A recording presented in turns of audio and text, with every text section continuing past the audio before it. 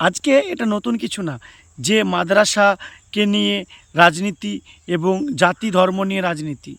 বর্তমান সময়ে একজন রাজনীতিবিদ মাদ্রাসাকে নিয়ে কুরুচিকর মন্তব্য করেছেন। মাদ্রাসায় নাকি কেবল অপরাধী জঙ্গি তৈরি হয়, কোনো ডাক্তার ইঞ্জিনিয়ার নয়। কিন্তু একজন সচেতন নাগরিক হিসেবে আজ আমি সত্যটা আপনাদের সামনে রাখতে চাই। যারা বলে মাদ্রাসায় এমন কি করেছে, যে মাদ্রাসা বোর্ডের আমি কয়েকটি ব্যক্তি যারা মাদ্রাসা থেকে পড়েছিল তাদের নামগুলো বলবো, যেগুলো শুনলে আপনিও চমকিত হবেন।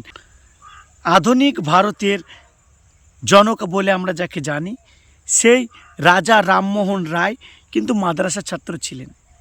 তিনি আরবি ফার্সি মাদ্রাসাতেই শিখেছিলেন। এটা নিশ্চয়ই আপনি জানতেন না। ডক্টর রাজেন্দ্র প্রসাদ, ভারতের প্রথম রাষ্ট্রপতি, তার প্রাথমিক যে শিক্ষা হাতে করি সেটাও কিন্তু মাদ্রাসাতেই হয়েছিল। মৌলানা আবুল কালাম আজাদ, ভারতের প্রথম শিক্ষামন্ত্রী, তিনি তো একদম সম্পূর্ণ মাদ্রাসা একদম শিক্ষার্থী ছিলেন, সেটাও নিশ্চয় জানতেন না। আইআইটি, ইউজিসি, সিএসআইআর এর মতো আধুনিক শিক্ষা ব্যবস্থার রূপকার কিন্তু এই তিনি। এছাড়াও মুন্সি প্রেমচাঁদ, যে কালজয়ী কথাশিল্পী, তিনিও কিন্তু মাদ্রাসায় ফার্সি উর্দু মাধ্যমে সাহিত্যিক জীবনের পথ চলা শুরু করেছিলেন। এছাড়াও আছেন হজরত মোহানি, আরও অনেকেই। এই হজরত মোহানি যিনি প্রথম ইনকলাব জিন্দাবাদ স্লোগানটি দিয়েছিলেন, যা আমাদের স্বাধীনতার সময় বিশাল সাড়া ফেলে দিয়েছিল। আজকে যারা মাদ্রাসাকে নিয়ে প্রশ্ন করছে, ইতিহাসের কথা বলি তাহলে 1857 সালের মহাবিদ্রোহের সময় দিল্লি থেকে কাবুল পর্যন্ত এমন কোনো গাছ ছিল না যেখানে ব্রিটিশরা মাদ্রাসার শিক্ষিত কোনো আলেম বা ছাত্রকে ফাঁসি দেয়নি। সেই দিনটা ভুলে গেলে তো চলবে না। তাদের অপরাধী বলতো ব্রিটিশরা, এখন বলছেন আপনারা, পরাধীনতা আর স্বাধীনতার পরেও, তাই না? রেশমি রুমালি আন্দোলনের নাম তো নিশ্চয় শুনেছেন যদি পড়াশোনা করে থাকেন। তো মাদ্রাসার ছাত্র ও শিক্ষকরা প্রথম বিদেশের মাটিতে অস্থায়ী ভারত সরকার গঠন করে রেশমি রুমালি আন্দোলন শুরু করেছিলেন, সেটাও নিশ্চয় জানা নেই। এর জন্য অবশ্যই একটু ইতিহাসের জ্ঞান থাকা দরকার।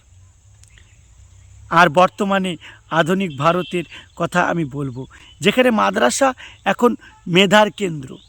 শুধু ইতিহাস নয়, যে বর্তমানে পশ্চিমবঙ্গ সহ ভারতবর্ষের বিভিন্ন বোর্ডে বিভিন্ন জায়গায় প্রতি বছর কয়েকশো ছাত্রছাত্রী নেট জিইই উত্তীর্ণ হয়ে ডাক্তার ও ইঞ্জিনিয়ার হচ্ছে, এছাড়াও বড় বড় পদে যাচ্ছে। এবং এই মাদ্রাসায় পশ্চিমবঙ্গ তথা ভারতবর্ষে কেবল মুসলিমদের নয়, এখানে প্রায় 18 থেকে 20% হিন্দু ছাত্রছাত্রী পড়াশোনা করে, এবং সেখানে প্রায় 100 হিন্দু শিক্ষক শিক্ষিকা মাদ্রাসায় পড়ান। তাহলে তাহলে আপনি কি বলবেন? মাদ্রাসা শুধুমাত্র ধর্মকেন্দ্র না, সেটা শিক্ষা কেন্দ্র। এই মাদ্রাসা থেকেই পড়ে কিন্তু তাক লাগিয়ে দিয়েছিল পায়েল কুণ্ডু, কাসেম প্রামাণিক, মোদকের মতো হিন্দু ছাত্রছাত্রীরা। তাদের মেধা তালিকা আপনারা 2009 থেকে 18 পর্যন্ত তো দেখেইছিলেন। তাহলে তখন তো আপনাদের প্রশ্ন ছিল না? বন্ধু, এই যে চশমা আছে, চশমাটা খুলুন এবং সত্যকে জানুন।